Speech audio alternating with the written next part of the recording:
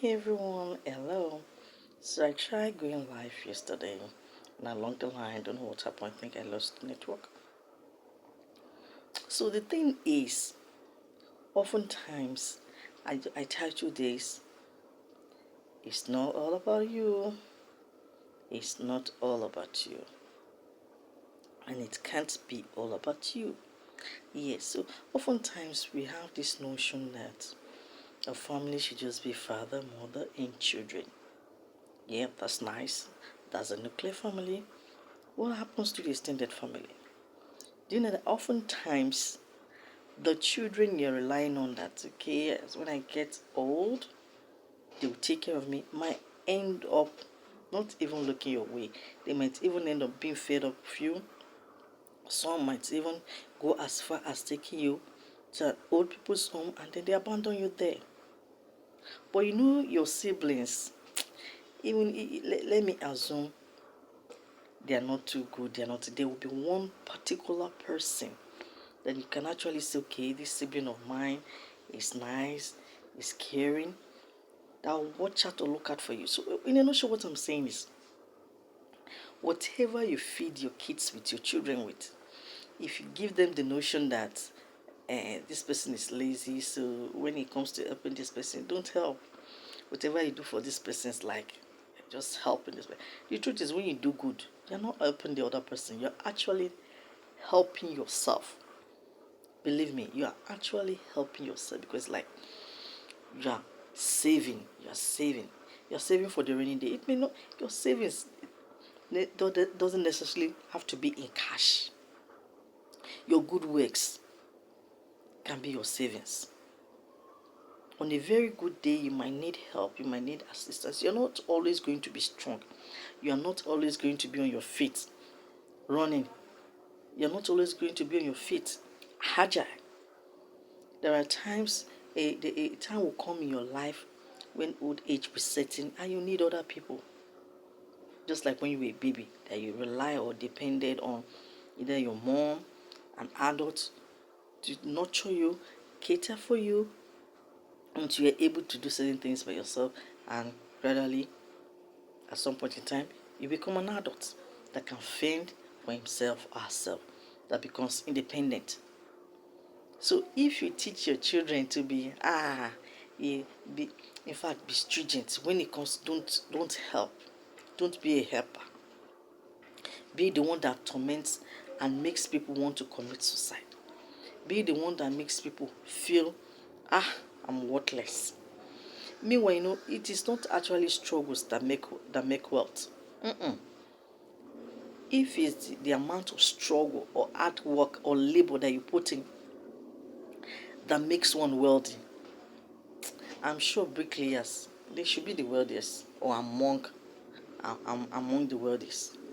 Yes, because they put in hard work. When we talk about labor, hard work. And but then now you see somebody who sits in the office in an AC, fully air conditioned office, and the person is making a hell out lots of money. A hell of a money. And you're like, this person is not struggling, yet this person is making it.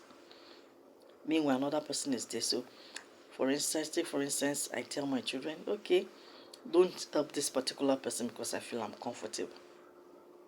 These children will grow up with the notion that I don't owe anybody anything. It is not in my place to render assistance. It is not in my place to render any voluntary service to anyone. It's just going to be me, myself, and I.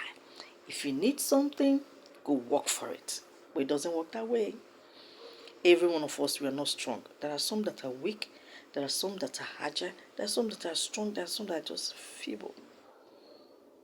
Yeah, just like when you want to drive a car, there are some people, they get into the car and off they go. They start driving. And some, excuse me, and some just one hindrance like this and they're like, hell no, I'm not doing this again. No, I can't face that. No, I'm not doing this. I'm not going to drive again. And that ends it.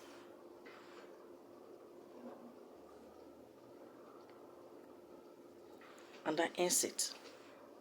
So a child or the children you've trained to be generous, to be responsible, to be respectful, to be obedient to the right authority, to love family. See, when you get old, you will enjoy those children. You don't even need to get so old. When those children, when they're on their feet and they are walking, there's that love, there's that tendency, there's that uniqueness, there's that closeness of I need to love not just myself, but to love others. If you don't know, when you teach a child or you teach children, as the case may be, how to love and respect family, they are better spouses, they are better individuals, they are better members of the society because they've been trained, they've been brought up to love, to respect, and to render assistance, to render voluntary services where it is needed and they can afford to render it. And not feel like, okay, why should I do it? You go work for it. Take some, for instance, there are many people out there who are sick. They are facially, they are looking beautiful. Hey, internally, oh my gracious goodness, they are dying. They are silent. They can't tell anyone because they don't want anyone to make a mockery of them. They can't explain what is happening to them because they don't want people to make caricature of them. Because oftentimes when they open their mouth, even before they start talking, people already like having the notion of they want to beg for money. They want to beg for money. Africans are used to begging. They want to beg. My dear, so what if the person wants to beg? Why don't you listen first? So you don't end up feeling guilty that, oh, I would have helped this person. Probably this person would have made it. Probably this person would have committed suicide. Probably this person would have committed murder. Probably this person wouldn't have been useless. Probably. But it's too late. So if you're one of those parents that teach your children to believe in just me, myself, and I, my dear, you're failing gradually. You are failing in your duties gradually. If you have the opportunity, please make amends, make corrections when necessary. We need to teach our children family system. In the past, that's oftentimes when people say, in the good old days, your aunties, you don't even call them aunties, you call them mother. You call them mama. Mama this, mama that. You don't call them by their names. When you see them, you are happy. You welcome them, you rejoice. You're not angry, you're not frowning. Your mother is not telling you when you see them, they're here to beg. Your father is not telling, my siblings, lazy bunch. They see themselves, they rejoice, they're happy. Wow, you came all the way from the suburb to town. Oh, thank you so much. Thank you so much, Mama. That Mama is not their mother, it's their sister. Oh, thank you so much, Papa. That Papa is not their father. Probably it's the brother or an uncle. And life was sweet, life was interesting. People were not committing suicide like they are now. People were not so mean, so wicked, so heartless, so callous. That family value was there, that family system of unity, oneness, cooperation, togetherness, sharing, caring, protecting when there's need to protect themselves against external forces, against external invasion. It was very strong. Families loved themselves. They were not after, this is my own family. They were after, this is our family. This is our family. And our family consists of my father, my mother, my brothers and sisters, my uncles, my aunties, my nephews, my niece, my cousins, everyone around me, even my neighbor, inclusive.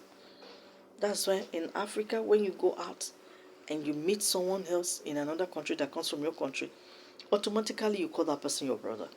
Hey, brother. It doesn't mean your mom gave birth to that person. It's just like that identity of we are Africans. We are humans. We're from the Western world. We are Americans. Oftentimes people want to come and say, okay. They still have value system. They still have values. That's why if somebody is dead, you don't just handle the person carelessly. You handle the person with respect. You handle the body with respect and not drag it. Because even in death, they still love them. At the end of the day, you just end up training children, individuals that will be callous, that will be wicked, even to you that trained them to be that way. And at the end of the day, you're the loser. Yes, you become the loser because what you have trained, you cannot contend with. You see, the child no longer have that respect, no regard for you, because that is what you taught the child. That's what you taught your children. Don't regard anyone, anybody that comes to you, that comes begging. If somebody comes begging, if you have, you give. If you don't have, I'm sorry, I don't have it. It's as simple as that. Don't bring people down. Don't look down on people. You're just fortunate to be there. If some other people are given the same opportunity that you have enjoyed, or that you're still enjoying, believe me, they may even do better. They may do better. So please, parents, let's raise our children to be better individuals, to be better people that care, that love, that will not have the mindset of wickedness, that will not have the mindset of murder, suicide, or any of the vices in the society. Let's make the world a better place, a beautiful place for us all to live. Like I said, the sky is wide enough for everyone to fly. Let's help one another to attain greatness, to attain happiness, to attain wealth. Wealth in all ramifications, whether physical wealth, mental wealth, emotional wealth, and wealth in whatever form it comes.